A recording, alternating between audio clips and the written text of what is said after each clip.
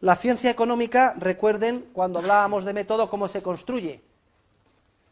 Se construye partiendo de los fenómenos analíticamente más simples. El más simple de todos ellos es el axioma de la acción humana, y luego vamos introduciendo supuestos, introduciéndolos en nuestra cadena de razonamientos lógico-deductivos, y llegamos a leyes más complejas. Hasta ahora hemos enunciado dos básicas sobre las que vamos a construir todo el edificio de la teoría de los precios: utilidad marginal, productividad marginal decreciente, uno para los bienes de consumo, otro para los factores de producción, cuando estudiemos la teoría de los precios, los factores de producción.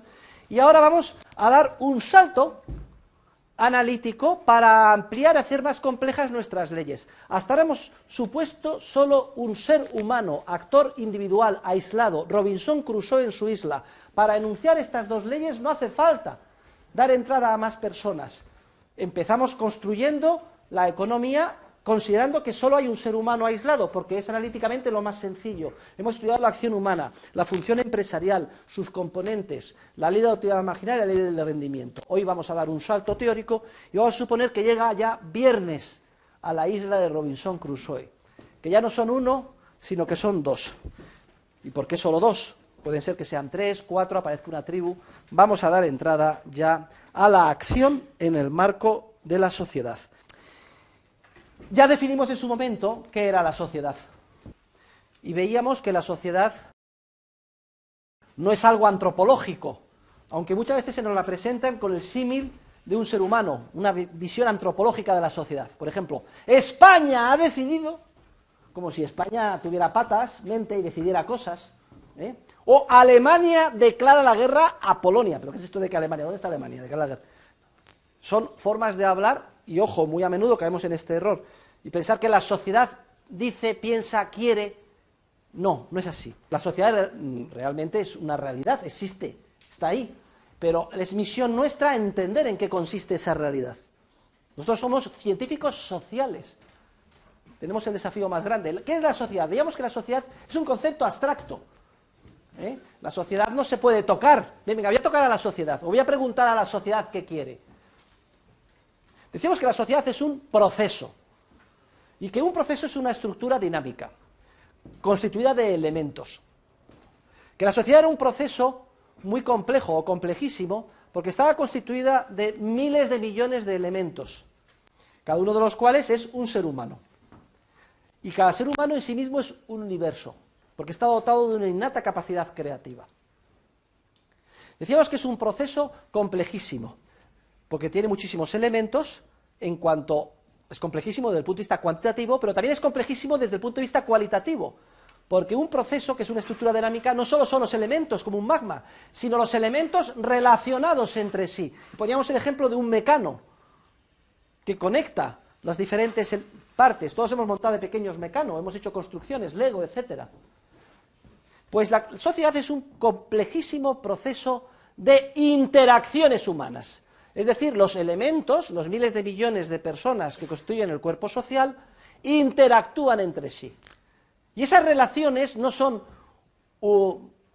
que un ser humano esté conectado con otros de una manera física, a través de un cable, un tubo, una cuerda. Las interacciones son también relaciones espirituales, que solo se pueden interpretar en términos históricos. Son interacciones humanas, básicamente relaciones de intercambio. Do ut des, en latín. Te doy a ti a cambio de que tú me des a mí. Y hacemos un intercambio, relaciones de intercambio. Relaciones de intercambio que se llevan a cabo en base a unas normas de comportamiento pautado, en base a principios jurídicos y principios morales. Y muchas de ellas, no todas, se plasman en precios de mercado, que se fijan en unidades monetarias. Y ya veremos qué implicaciones tiene esto, porque hace posible el cálculo económico, la contabilidad, evaluar si hemos ganado o hemos perdido cara al pasado y hacer proyecciones o presupuestos cara al futuro, orientando nuestra acción.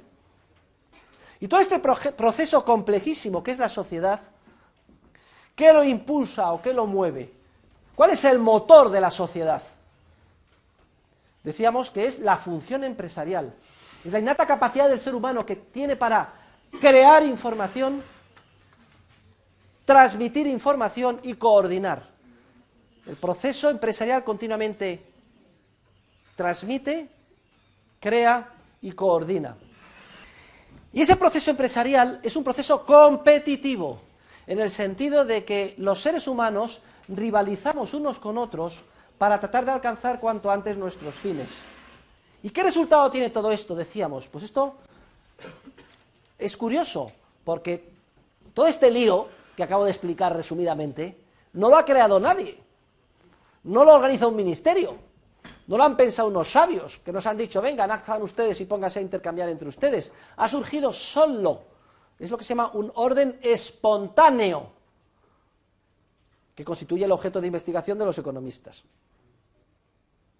Por contraste, el análisis nos permite entender cómo cuando se quiere mejorar o lograr determinados objetivos deliberados en ese orden espontáneo, se destruye al orden espontáneo. Es el teorema de la imposibilidad del socialismo, que vamos a ver con todo detalle en clase.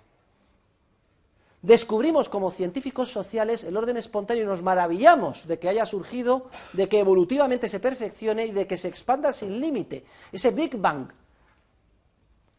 social, empresarial, de continua expansión sin límite de la creatividad humana, del conocimiento y de la información, que genera continuamente desajustes, pero también que tiende a coordinar los desajustes previos, creados. La gran maravilla, además, que nos sorprende a los científicos sociales es que esto, que nadie lo ha creado y que surge solo, tiene un efecto curioso, y es que impulsa la vida.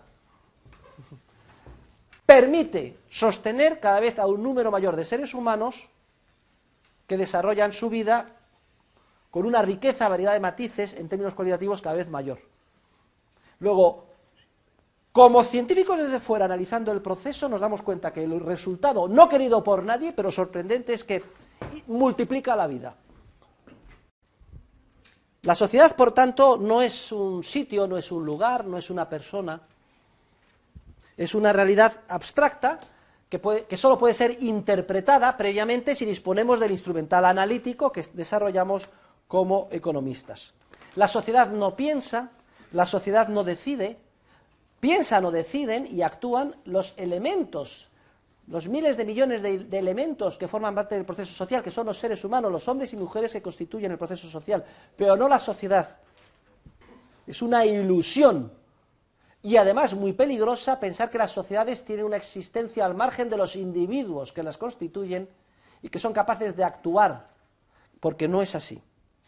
A los estatistas les interesa que los seres humanos caigamos en el error conceptual de pensar en términos omnicomprensivos, como si la sociedad existiese. Porque lo que quieren es que los seres humanos estén sometidos a una voluntad superior, que sería esa sociedad. Y les interesa porque toda la legitimidad de los que ejercen el poder se basa en tener a los ciudadanos convencidos de esa idea, de que son como si dijéramos elementos microscópicos de un organismo que piensa al margen de ellos y decide, y al que debemos sacrificarnos. Y en base a eso ya entendemos, Alemania declaró la guerra a, o Francia e Inglaterra declararon la guerra a Alemania. ¡Es mentira! Francia ni Inglaterra declararon la guerra a Alemania. Determinadas personas concretas, y además una minoría muy pequeña, hizo tal declaración y firmó diciendo como si Alemania o Francia, etcétera, hubieran declarado. Y mandaron a las trincheras a otras personas que no tenían nada que ver o que no estaban implicados, pero que en base a este error conceptual aceptaron. Pero todo esto es una ficción que no se corresponde con la realidad, pero que puede tener efectos trágicos si es que la gente se la cree. Y es misión de los científicos sociales deshacer este mito omnicomprensivista, de la concepción omnicomprensivista de la sociedad. Por eso dedica tantas páginas la acción humana a desmontar el holismo, o la concepción comprensivista de la sociedad como si fuera un ente antropológico que decide, piensa o actúa al margen de sus miembros.